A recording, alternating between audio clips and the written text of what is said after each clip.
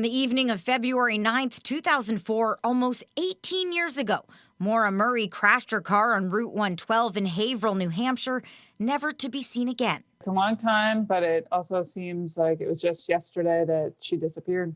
Maura's sister Julie says the family continues to look for answers. 2021 brought another dead end. Bone fragments found on Loon Mountain determined not to be Maura. But just this week, a call from the Attorney General's office sharing a new VICAP profile alert. It's a way for multiple agencies and different jurisdictions to share information. Julie says the alert is long overdue, but for the family and the community that continues to show support, it's one step closer to finding Maura. On February 5th, 2004, while working her campus security job, Maura Murray suddenly broke down in tears. When her supervisor asked what was wrong, all she could say was, "My sister." But when her sister Kathleen was later questioned, she said there was nothing particularly alarming about their conversation that night. A few days later, on February 7th, Maura crashed her father's car after a night of drinking with friends. There was no police report filed, but it's believed she might have been afraid of getting in trouble. Then, on Monday, February 9th, Maura sent an email to her professors saying there had been a death in the family, but there was no death.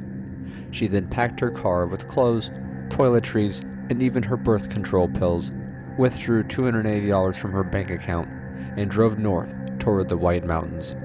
She didn't tell anyone where she was going. At 7:27 p.m., a woman named Faith Westman called 911. She had just seen a car crash outside her home on Route 112. Inside the car was a young woman with dark hair, appearing uninjured. Maura's black Saturn sedan was against a snowbank, its airbags deployed, the front windshield was cracked. Minutes later, a school bus driver named Butch Atwood pulled up and offered to help. Maura declined, saying she had already called AAA, but records show she never made that call. Atwood drove home just 100 yards away and called 911 himself at 7:43 p.m. By the time police arrived, 7 minutes later, Maura was gone. There were no footprints in the snow leading into the woods. No signs of a struggle, just her locked car and a few items left inside. Inside the car, police found a bottle of wine, some of it was spilled, a Coca-Cola bottle which smelled of alcohol, and Maura's printed out directions to a rental property in Vermont. There was no sign of her cell phone or credit cards, and they have never been used since that night. Some believe she wandered into the woods and succumbed to the cold, but no body was ever found. Others think she was picked up by a passing car, either by someone she knew or by a predator who saw an opportunity. Then there's the theory that she staged her own disappearance, a planned escape from a life she no longer wanted. Some say she may have had a secret boyfriend in New Hampshire, although no proof of this has surfaced. In 2017, ground-penetrating radar detected a disturbance beneath the foundation of a nearby home, but a search revealed nothing. Every clue leads to a dead end. For more than 2 decades, Maura Murray's family has never stopped thinking about this road. Route 11 in North Haverhill, New Hampshire, the spot where their world changed on February 9th, 2004.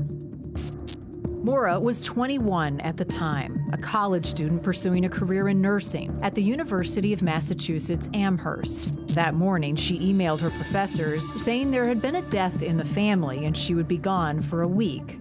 Her family says that wasn't true. I think that it was an excuse to buy some time. I think she used it as an excuse to get away from school. She was in the nursing program, she had clinicals, and I think she just wanted to get away and clear her head, and that was a reasonable excuse where no one would ask her any further questions. Later that day, Maura stopped at an ATM, a liquor store, and then drove towards New Hampshire. Her sister Julie says she did not tell anyone why.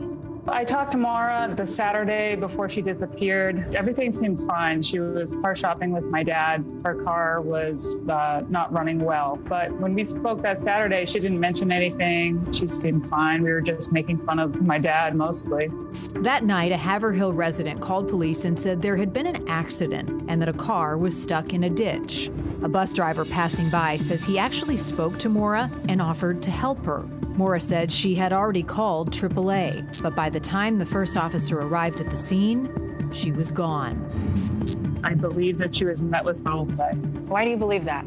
Just because it was out of character for Maura to just take off and leave everything. Also, the things that she took with her. So she took textbooks, she took running gear, she took birth control, she took accident forms, and to me, it indicated that she planned to return. The New Hampshire Department of Justice says Maura's disappearance is being treated as suspicious because Maura vanished just days after the launch of Facebook. The case has been labeled the first crime mystery of the social media age. Julie challenges true crime creators and consumers to handle cases with care, to be victim-focused, and remember, there are families with real pain at the center of these tragedies, holding out hope that someday they'll get the answers they want.